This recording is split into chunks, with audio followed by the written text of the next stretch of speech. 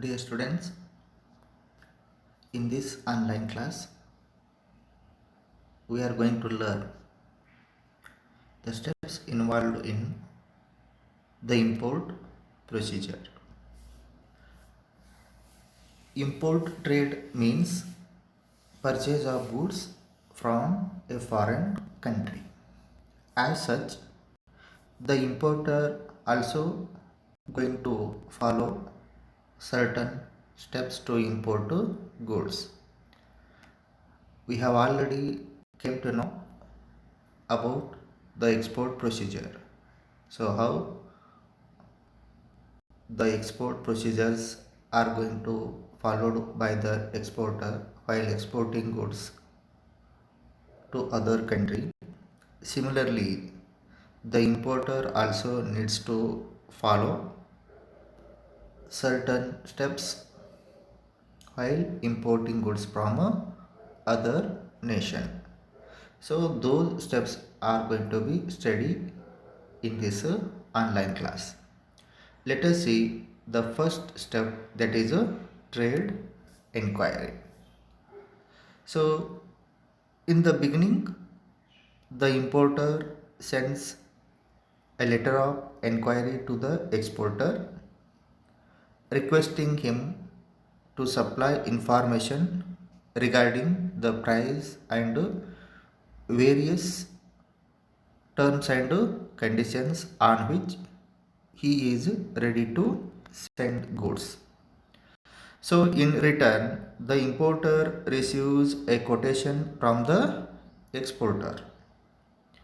So this quotation contains the details as to the quality and price of the export product and the terms and conditions of export. So that is what about the first step, trade inquiry. Next, in the second stage, what happens? Procurement of import license. So the importer needs to get license from his country to get goods from abroad. So here what happens? In case the goods can be imported only against the license, the importer needs to procure an import license from the concerned authorities. It is obligatory for every importer as well as exporter to get registered with the Directorate General Foreign Trade, that is DGFT, or Regional Import Export Licensing Authority, and obtain an import export code, IEC, import export code number. So this number is to be mentioned in most of the import documents. That is what the second stage involved, obtaining import license. After obtaining the import license, the third stage is going to be followed, that is obtaining foreign exchange, because once the goods are importing by the top importer, he needs to exchange his medium of exchange, means his country's medium of exchange to another country's medium of exchange, because different countries which are having different medium of exchange. So the medium of means the currency is going to be exchanging. So here what happens? The importer obtains the necessary foreign exchange from the authorized bank as per the Provisions Exchange Control Act. Foreign exchange or foreign currency such as US dollar is required for a payment to be made to the exporter. Next, after considering the third stage, the fourth one, placing order or intent. Now the importer is going to place order before that of exporter. So that is, after obtaining the import license, the importer places an import order or intent with the exporter for a supply of specified products. The importer the import order contains information about the price, quantity, and quality of goods ordered and the instructions relating to packing, shipping, port of destination, delivery schedule, insurance, and mode of payment.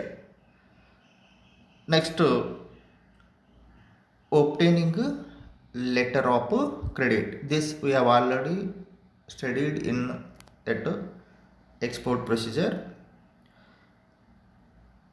It is responsibility of the importer to arrange this letter of credit which is going to be sent to the top exporter.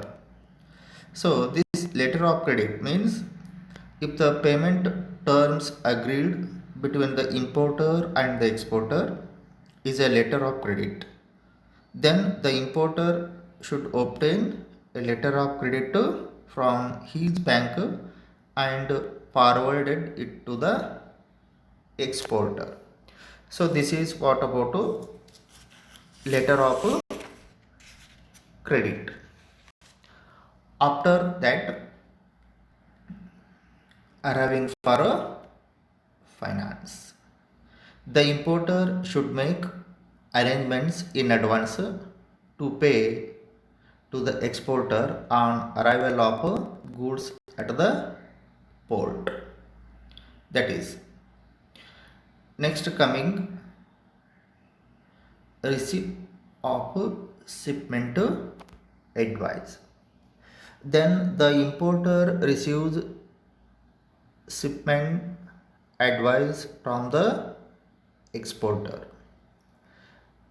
This includes or it informs the importer about invoice number, bill of lading and date, the port of export, description of goods and quality and the date of sailing of the ship. That includes in this shipment advice. So this serve as a guidelines to the importer. Next, retirement of import documents. After making payment or after accepting the bill of exchange, the importer takes delivery of all the documents sent through foreign exchange bank. The documents include bill of exchange, commercial invoice, bill of lading, packing list, certificate of origin, and the marine insurance policy. These are included in this retirement of import documents. Next, arrival of goods. When the goods arrive at the port, the person in charge of ship informs the officer in charge of the dock or airport about arrival of goods in the importing country. So when the goods are entered into the importing nation, when it is get informed to the importer, next the importer should become more active.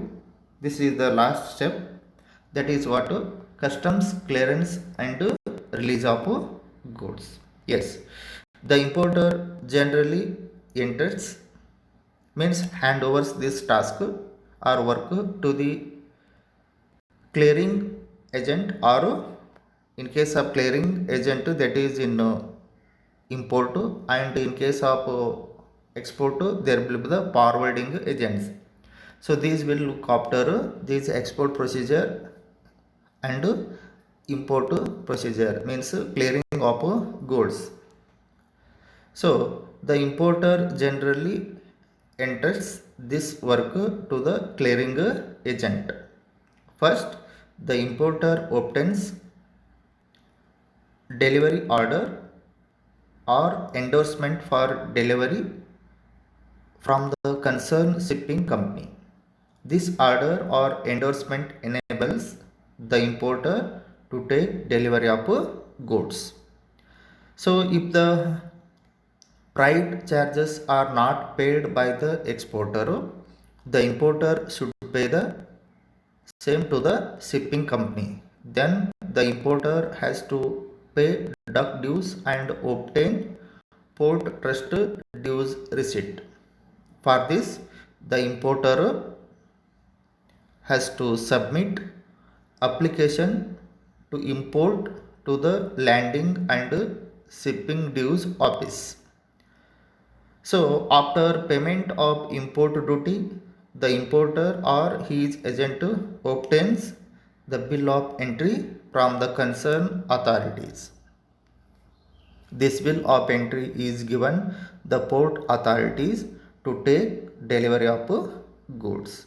So this is what about import procedure. Thank you.